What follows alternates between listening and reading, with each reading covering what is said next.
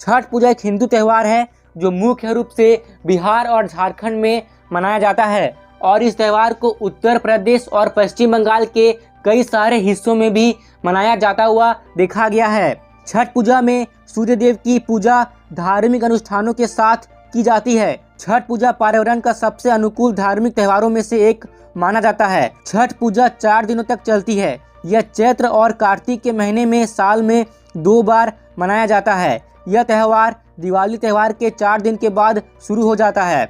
इस त्यौहार में लोग सूर्य देव की पूजा के साथ साथ उनकी बहन छठी मैया की भी पूजा करते हैं। ऐसा माना जाता है कि छठ पूजा वैदिक काल से चली आ रही है और छठ पूजा से जुड़ी कई कहानियां लोगों के बीच प्रचलित है। ऐसा कहा जाता है कि सूर्य के पुत्र कर्ण ने यह पूजा की थी।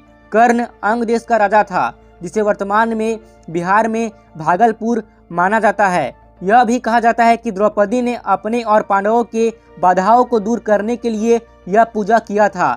यह भी कहा जाता है कि छठ पूजा करने के बाद सीता माता को लव और कुश का आशीर्वाद मिला था। इस दिन लोग सूर्य भगवान की पूजा करते हैं और उन्हें पृथ्वी पर दिए गए भरपूर आशीर्वाद देने के लिए धन्यवाद देते हैं। सूर्य हमारे ग्रह के लिए ऊर्जा का प्राथमिक स्रोत है। हर जीव, विशाल हो या छोटा, दृश्यमान हो या अदृश्य, सूर्य से ऊर्जा प्राप्त करता है। इसलिए छठ पूजा के तौर पर इस सर्वोच्च शक्ति की सच्चे मन से पूजा की जाती है। छठ पूजा साल में 2 बार मनाया जाता है। चैत्र के महीने में मनाए जाने वाले छठ को चैती छठ कहा जाता है और कार्तिक महीने में मनाया जाने वाला छठ पूजा ही सबसे बड़ा पूजा माना जाता है। पुरुष और महिला दोनों इस त्यौहार के दौरान उपवास करते देखे जाते हैं, लेकिन मुख्य रूप से इस पूजा को करते हुए महिलाओं को ही देखा जाता है। छठ पूजा 4 दिनों तक चलती है। पहले दिन को नहाय खाए कहा जाता है।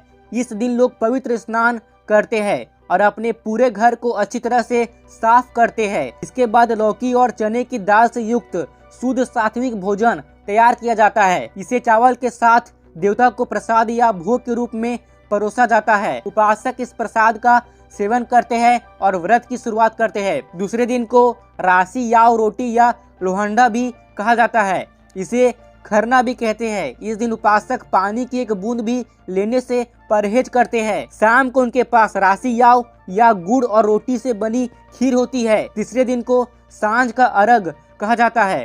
पूरे दिन लोग देवता के लिए प्रसाद या भोग मनाते हैं और शाम को वे सूर्य को अर्घ चढ़ाते हैं। नदी के किनारे या तालाब में अर्घ दिया जाता है। जिन लोगों के पास नदी तक पहुंचने का प्रबंध नहीं है वे एक अस्थायी तालाब बनाते हैं और सूर्य भगवान को अर्घ देते हैं। सूर्य को चढ़ाए जाने वाले प्रसाद या भोग के रूप में फल जैसे कि केले, नारियल और सेब होता है और सबसे मुख्य सामग्री के रूप में ठेकुआ होता है और ये खाद्य पदार्थ एकदम शुद्ध शाकाहारी होता है। पूरे पूजा के दौरान घर में मांसाहारी भोजन और लहसुन प्याज से युक्त भोजन पर सख्त से सख्त पाबंदी होती है और घर के सभी सदस्यों को ऐसे भोजन करने की अनुमति भी बिल्कुल नहीं होती है। चौथे दिन को भोर का अर्घ कहा जाता है। यह तीसरे दिन के समान ही होता है सिवाय उगते सूरज को अर्घ देने के। फिर इसके बाद उपासक अपना उपवास तोड़ते हैं।